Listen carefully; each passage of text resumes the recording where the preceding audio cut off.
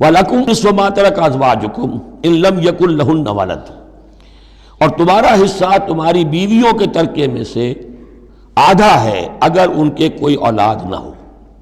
بیوی فوت ہو رہی ہے اور اس کے کوئی اولاد نہیں ہے تو جو کچھ چھوڑ رہی ہے اس میں سے نصف جو ہے شوہر کا ہو جائے گا، باقی نصف جو ہے وہ بیوی کے بھائیوں وغیرہ کو جائے گا، لیکن شوہر کا نصف ہو گیا۔ فَإِن كَانَ لَهُنَّ وَلَدٌ، اور اگر اس کی اولاد ہے فَلَكُمُ الرُّبُعُ مِمَّا تَرَكْنَا، پھر تمہارے لیے چوتھائی حصہ ہوگا اس میں یہ جو اس نے چھوڑا ہے، باقی تین چوتھائی اس کی اولاد میں تقسیم ہو جائے گا۔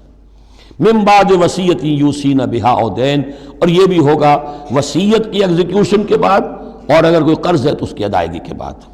وَلَهُنَّ الرُّبُعُ مِمَّا تَرَكْتُمْ، اور جو کچھ تم چھوڑو، مرد شوہر فوت ہو گیا ہے تو اس کی وراثت میں سے بیویوں کا حصہ ہے چوتھا۔ ان لم یکن لکم ولد، اگر تمہارے کو اولاد نہیں ہے۔ فإن كان لكم ولد، اور اگر تمہارے اولاد ہے فلہن الثمن مما ترکتم من بعد وصیۃ توصون بها أو دین، تو پھر تو ان کے لیے 8واں حصہ ہے۔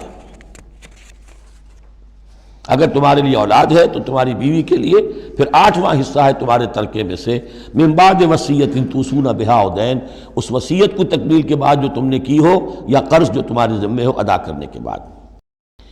وإن كان رجل يورث کلالہ، اور اگر کوئی شخص جس کی وراثت جو ہے تقسیم ہو رہی ہے کلالہ تھا، او امراتن، یا کوئی عورت بھی کلالہ ہو سکتی ہے۔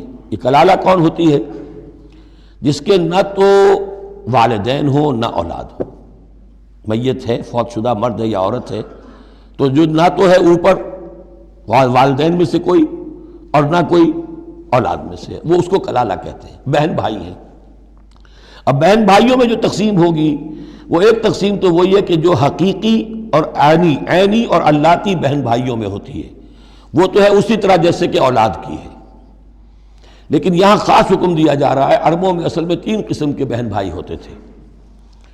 ایک عینی وہ ہے، باپ بھی وہی ہے مشترک، ماں بھی وہی ہے، جنہیں ہم حقیقی کہتے ہیں۔ ہمارے ہاں حقیقی بھائی، حقیقی بہن، یعنی والدین دونوں مشترک ہیں۔ اللاتی کہ باپ ایک ہے اور مائیں جدا ہیں، لیکن عرب میں ان میں کوئی فرق نہیں تھا، وہ بھی حقیقی کہلاتے تھے۔ حکم جو ہے معاشرے کے اندر ان کے عینی اور اللاتی بہن بھائیوں کا ایک ہی تھا، کوئی فرق نہیں تھا۔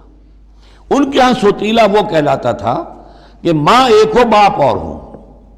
ایک شخص کی اولاد تھی، وہ فوت ہو گیا، اب اس کی بیوی نے دوسری شادی کر لی ہے، اب اس سے بھی اولاد ہے، تو ماں تو ایک ہے، اولاد دو ہیں، دو باپ سے ہیں، وہ کہلاتے ہیں کہ جو اخیافی ہیں۔